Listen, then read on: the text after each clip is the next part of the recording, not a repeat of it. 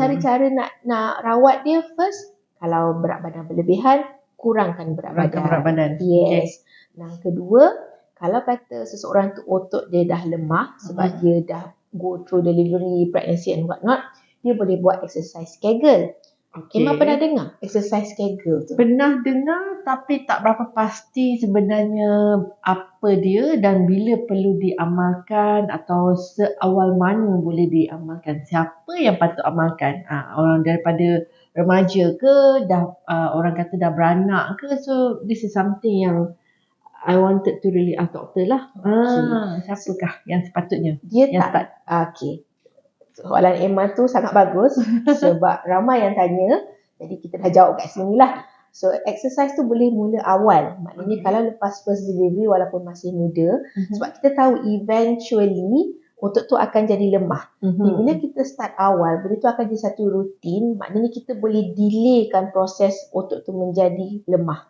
Kalau otot tu dah lemah, nak kuatkan dia balik, dia akan ambil masa.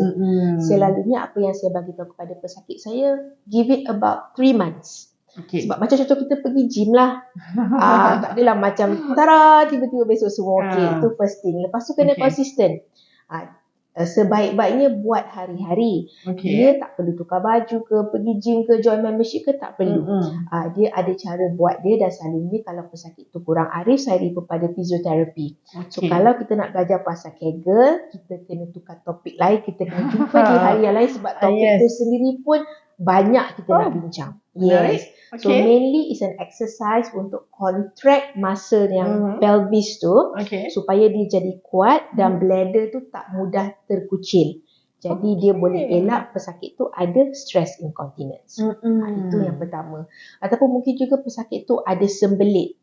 Bila dia ada sembelit, dia suka meneran. Kan bila dia meneran banyak kali untuk buang air besar, otot tu jadi lemah juga.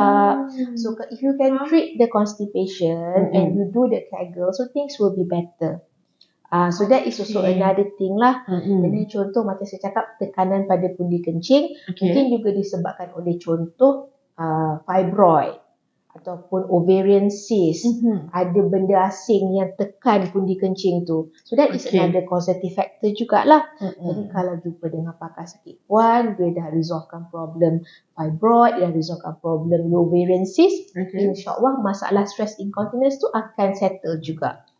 Sebab tu saya kata dia quite complicated lah.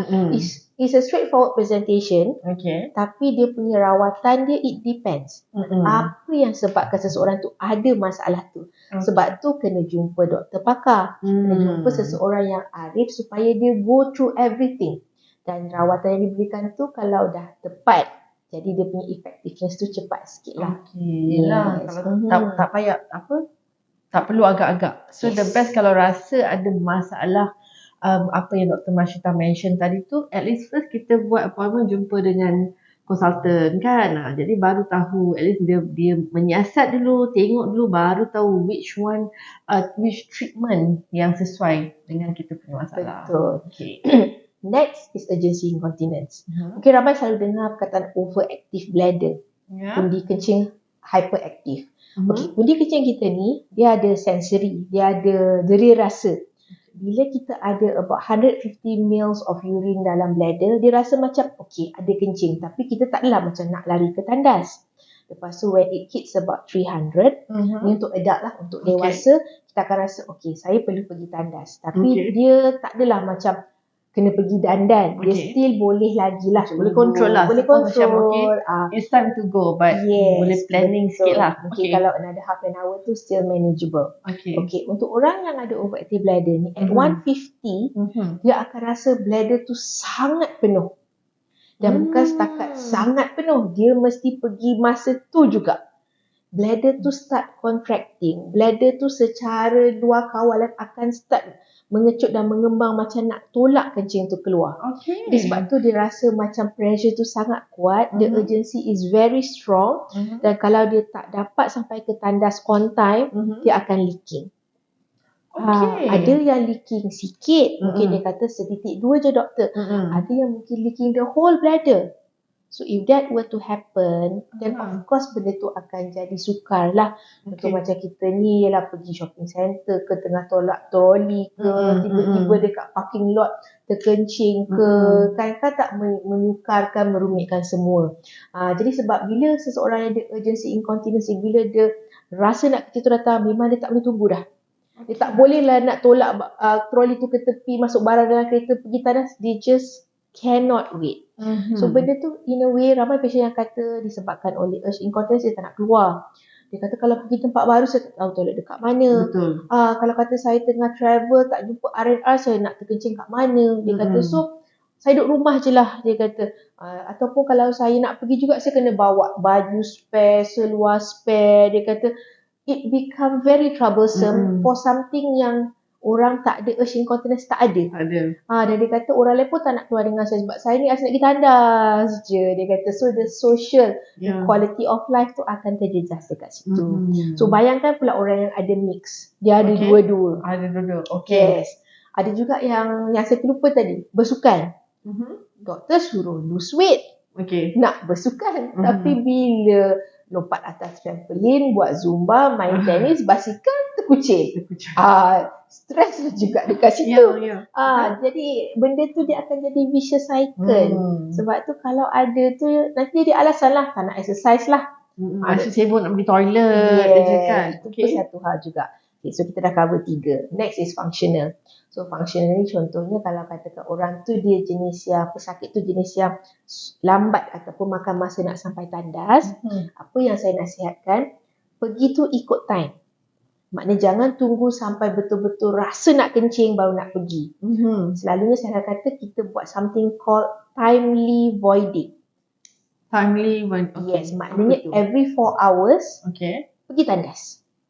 Sebab secara umumnya kita akan buang air dalam 4-5 jam kalau kita consume air yang biasalah. Kalau kita minum volume banyak, of course dia akan penuh lebih cepat lah. Tapi secara puratanya every 4 hours kita kena kencing. So sama juga macam orang yang overflow, dia dah tak ada rasa.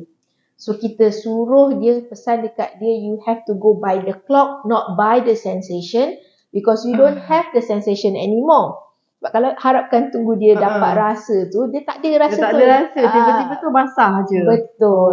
And same goes tu pada yang makan masa nak pergi toilet. So every 4 hours dia akan pergi sendiri. Dia akan tahu masa tu mungkin pun dia kerja dia tak penuh. So of course dia tak akan terkucil sebab dia dapat sampai ke toilet on time. Ataupun contoh dia perlu orang papah dia. Jadi kalau dia dah tunggu sampai betul-betul dah nak kencing tu baru orang nak papah, nak tunggu orang lagi, along the way lagi. Jadi those are the few things yang kita boleh adjust, adaptation untuk pesakit tu di peringkat awal lah. Yang itu juga kita sebut sebagai lifestyle modification. Emma suka minum kopi tak? Tak berapa doktor, saya peminat coklat. Tea? Tak minum jugalah. Tea minum suka, tapi jarang lah. But I like tea compared to coffee. Kenapa doktor? Minum kopi tak salah, minum teh tak salah. Any drinks with caffeine, contoh yang paling kerap lah kopi, teh, green tea, Chinese tea, dan juga Coca-Cola, semua tu dia ada elemen caffeine.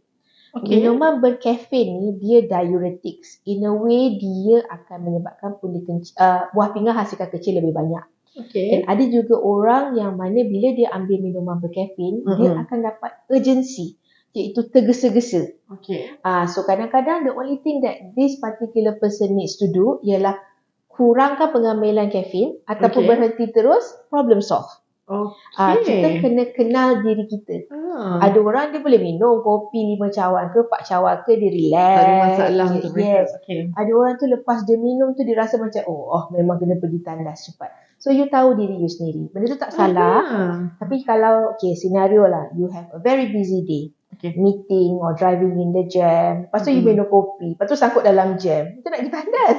Nak berhenti pun dekat petrol kiosk pun kalau dah jam tu walaupun 1 kilometer away, gonna take you at least half an hour. So sempat ke kan? Jadi satu masalah pada dalam kereta tu dah rasa urgency and what not. So you know yourself better. You adapt to your whatever your bladder Kalau tak jangan minum. Tapi tak salah minum asalkan tak menyusahkan you lah. Yes. Ingatkan caffeine ni orang selalu cerita kalau minum banyak tak boleh tidur. But because I don't have that problem, never thought about this method ada kaitan dengan masalah terkucil. Okay. Another thing is diabetes. Okay, penyakit kencing manis. Saya rasa ramai rakyat Malaysia ada penyakit kencing manis. Dan kalau ada penyakit kencing manis, orang tu mudah kena kencing kotor. Infection. Then when you have infection, you boleh dapat incontinence juga. Dan selalunya kita kata you manage your sugar, your glucose supaya tak dapat infection kerak, you boleh settlekan masalah terkucil. So all these things dia kena fine tune. Lain orang lain. Sebab dia lain orang lain jenis incontinence dia.